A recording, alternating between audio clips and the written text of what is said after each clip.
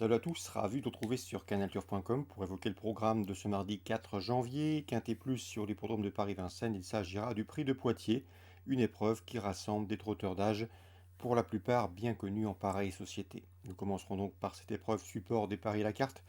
Ensuite, nous ciblerons quelques courses sur l'hippodrome de Paris-Vincennes toujours, avant de prendre la direction en Réunion 3 de l'hippodrome de Cagnes-sur-Mer, où les galopeurs seront à pied d'œuvre. Et nous terminerons par la Réunion 4 à Vivo, où j'aurai deux coups de cœur à vous indiquer. On commence par ce quintet prix de Poitiers. Sachez également qu'il vous est toujours possible de partager, de liker ce programme via nos différents réseaux sociaux. Dans ce quintet, il y a un cheval qui s'annonce incontournable, c'est le 11 Évariste Dubourg. Sa musique parle pour lui. Lors de ses 20 dernières sorties publiques, il a signé 15 succès. Une victoire notamment obtenue sur le tracé proposé au mois de novembre. Il est entraîné dans le sud-est par Jean-Marie Roubaud. Il revient ici à Vincennes avec les mêmes ambitions, à savoir s'imposer. Je lui poserai toutefois le 15, Domingo Della, qui à mon avis peut fournir le lauréat de cette course. C'est selon moi son principal opposant. Lors de ses trois dernières sorties, le cheval n'a pas eu le rendement escompté, mais avec des circonstances atténuantes. C'est ce que m'a indiqué son entraîneur driver Jean-Philippe Borodachko. Lors de sa tentative à Vincennes, au mois de novembre, le cheval s'était retrouvé devant, il avait trop tiré, donc Jean-Philippe n'avait pas trop insisté pour finir. Le cheval avait terminé sixième sans avoir une course dure. Ensuite, c'était un nouvel essai autre montée. Le cheval n'était pas dans la bonne cadence dès que son entraîneur lui a mis la selle sur le dos. Il était déjà fixé sur son sort avant l'entrée en piste. Et en dernier lieu, le cheval s'est retrouvé trop loin des animateurs. Il a fait un effort dans le dernier tournant, mais c'était difficile face à de tels rivaux tels Delfino ou encore Dexter Château. Donc ici, le cheval trouve l'occasion de redorer son blason. C'est un cheval qui fait face à un bel engagement. C'est un cheval confirmé dans les quintets. Il en a déjà couru 9 pour 8 podiums, dont 5 succès. Du 8 sur 9 dans les 3 premiers. Dans les quintets pour ce numéro 15, Domingo Della.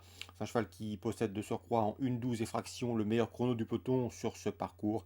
À mon avis, s'il est à portée de fusil des animateurs à l'entrée de la ligne droite et pourquoi pas trop loin des Dubourg qui peut aller de l'avant, il peut parfaitement, sur 300-400 mètres, venir le dominer.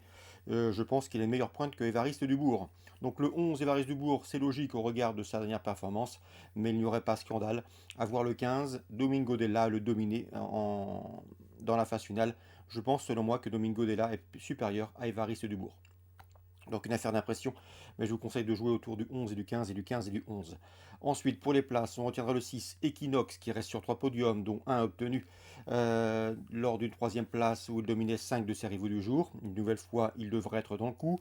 Le 12, Copsy, est un cheval confirmé dans les quintets, 3 victoires, 3 places en 8 événements disputés. Et le cheval est peut-être mieux sur les parcours de vitesse, mais son potentiel reste intact. Il a assez peu couru pour son âge, et à mon avis, il peut terminer dans les 4-5 premiers, tout comme le 13, Douceur du Chêne, qui a bien fini dernièrement, manifestant un regain de condition pour prendre la deuxième place du prix de Strasbourg. Elle va une nouvelle fois finir vite et peut intégrer le quintet gagnant. Le 14, d'Épifiervie, sera vu en léger retrait. Un cheval qui vient de prouver sa forme dans une course à réclamer où il s'est classé deuxième. Mais c'est un cheval qui a déjà bien fait dans les quintets. Il compte une victoire et 7 places en une quinzaine de participations. Le 9, Élite de Giel, briguera une place, tout comme le 2, Herdelios. Ces deux-là, ces deux juments se connaissent bien. Elles ont participé au prix Michel Toury où elles ont pris les 8e et 11e places à l'occasion d'une tentative commune le 18 décembre. Sachez qu'Ardelios est confirmé dans les quintets. 2 victoires et 13 places en 18 quintets courus. C'est une attentiste, il faut lui masquer l'effort. Et à ce petit jeu-là, elle vient finir sur les chevaux fatigués. Une nouvelle fois, elle va pister, elle va courir en embuscade et venir chercher, pourquoi pas une 4e, 5e place. Donc a priori, dans ce quintet prix de Poitiers, nous avons, selon moi, deux bonnes bases, le 11 et le 15 ou le 11 à faire d'impression. Pour les champs réduits, on rajoute le 6, le 12 et le 13, et un peu plus loin, pour ceux qui ont un budget qui peuvent leur permettre d'élargir les jeux, le 14, le 9 et le 2. Donc trois paliers pour moi dans ce quintet prix de Poitiers, 11, 15, 15, 11. Ensuite, on tourne autour du 6, du 12 et du 13 pour les tierces écartés. Et éventuellement, en quintet, on rajoute le 2, le 9 et le 14 dans l'ordre du programme. En canon partant, je vous ai dit le 5, Dreamer de Chenu, qui à mon avis n'a plus de marge en pareille société. Suite du programme Vincennes, la deuxième, les protégés de Laurent Claude-Abrivard s'annoncent redoutables. Je pense notamment au numéro 10, Icarus of Citrus et au numéro 8 Itro, qui ont en commun de rester sur une victoire remontée. On peut leur adjoindre et leur opposer en priorité le numéro 9 Isocrate Della, un cheval régulier qui va débuter de remontée, et au regard de ses valeurs affichées à l'attelé, il peut parfaitement les inquiéter. Donc dans l'ordre du programme, 8, 9, 10 dans la deuxième.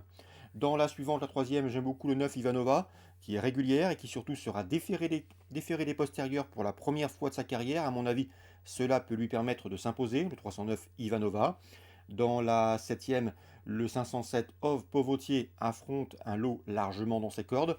Le problème avec ce cheval, c'est la sagesse. S'il trace un parcours complet au trot, il peut fournir le lauréat de cette rencontre, mais il n'est pas à conseiller au cardiaque, vous l'aurez compris.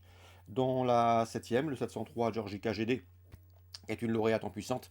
Elle s'est progressivement hissée parmi les meilleurs de sa promotion. D'ailleurs, elle vient de faire l'arrivée quatrième d'un groupe 2 dernièrement face aux meilleurs G de la catégorie. Le lot aussi est à sa portée. Elle a parfaitement les moyens de reprendre le cours de ses victoires, elle qui a brillé tout au long de l'exercice 2021. Le 703, Georgica GD, a priori, c'est la jument de la course. Concernant cette épreuve, attention également à la protégée de Jean-Christophe Germain. C'est le 5 Fiona de Croquerie qui a également des références à faire valoir autrement. L'entraîneur n'est pas négatif, la jument a du train, elle peut aller de l'avant. Et à ce petit jeu-là, elle peut conserver une place sur le podium, 703, 705.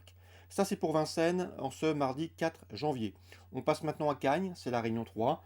J'ai pu converser dernièrement avec David Satalia. David Satalia qui avait beaucoup de partance samedi à Cagnes. Il était très confiant avec Magneto. Le cheval avait a priori course gagnée lorsqu'il a éjecté son jockey à la dernière ES, c'est regrettable. Mais il a également bien fait et nous les avait conseillés avec Enola Gay ou encore Vernon Subitex qui ont pris des deuxièmes places. Pour cette réunion de mardi, il m'a indiqué qu'il était confiant avec le 101 Imagine Clermont. Imagine Clermont qui a couru 3 courses au cours du meeting de Cagnes-sur-Mer cet hiver. Résultat, 3 victoires dans des courses à réclamer. On va une nouvelle fois plus facile avec Imagine Clermont, c'est le 101. Je pense qu'Imagine Clermont, ce 101, peut parfaitement réaliser un sans faute au cours de ce meeting azuréen en enregistrant une quatrième victoire à réclamer à Cagnes-sur-Mer dans cette compétition. Donc le 101, Imagine Clermont, logiquement, confirmation escomptée. Dans la troisième, j'aime beaucoup deux chevaux, le 1 Galilov qui reste sur un plaisant succès sur cette piste cagnoise, et le numéro 3 Garibello qui m'avait bien plu lors de ses débuts victorieux à Cagnes, début décembre, où le cheval avait gagné en bon poulain avec de la marge. Il est entraîné par Serge Fouché, qui sait où il va à Cagnes-sur-Mer. Il a l'habitude d'y aligner ses jeunes protégés, et ce avec réussite. Donc le 303 Garibello, il convient de le racheter, car après ses débuts victorieux, il est tombé, il était de l'avant lorsqu'il s'est précipité et a éjecté son jockey, mais le cheval avait pris plusieurs longueurs d'avance sur le reste du peloton et n'était pas fatigué. C'est surtout une faute de jeunesse ce jour-là. Donc une faute de jeunesse à oublier, pardon, le 301 et le 303 Garibello, qui auront mes préférences. Dans la cinquième, il faut, à mon avis, accorder du crédit dans cette cinquième course à Alexandre Maume, présenté par Jérôme Delaunay. Jérôme Delaunay qui n'a pas réalisé le meeting cagnois comme il en escomptait, comme espéré, mais ce cheval, Alexandre Maume, a les moyens de jouer la victoire. Il revient ici sur le steeple avec une belle chance théorique. L'engagement est intéressant et le cheval devrait en tirer profit avec de surcroît la décharge de son jeune jockey, le 501 Alexandre Maume. On passe maintenant à la réunion 4 à Vivo. Je vous avais parlé de deux coups de cœur. Le premier sera le 408 Plaza. C'est une pouliche qui a fait preuve d'une belle régularité depuis ses débuts. Deuxième, quatrième. Ici, pour ses débuts sur le sable, elle me semble en mesure d'ouvrir son palmarès. En tout cas, l'occasion lui est donnée de le faire, car le lot n'a rien d'extraordinaire. Le 408 Plaza, entraînement Jérôme Régnier. Concernant la septième, j'aime beaucoup le 701 Iphitos, qui lui est un véritable spécialiste de l'anneau de Vivo. Il a couru 8 fois sur cette piste phocéenne, résultat, 7 podiums, dont 2 victoires. C'est une course à réclamer, catégorie dans laquelle il a déjà bien fait. Il bénéficiera de surcroît de la décharge de sa jeune partenaire. Donc le 701 Iphitos devra à mon avis soigner ses statistiques sur l'anneau marseillais. 408, 701, mes deux coups de cœur pour Vivo en Réunion 4. Voilà pour le programme de ce mardi 4 janvier, en espérant que ces informations vous soient fructueuses. Nous on se retrouve désormais demain pour un nouveau programme.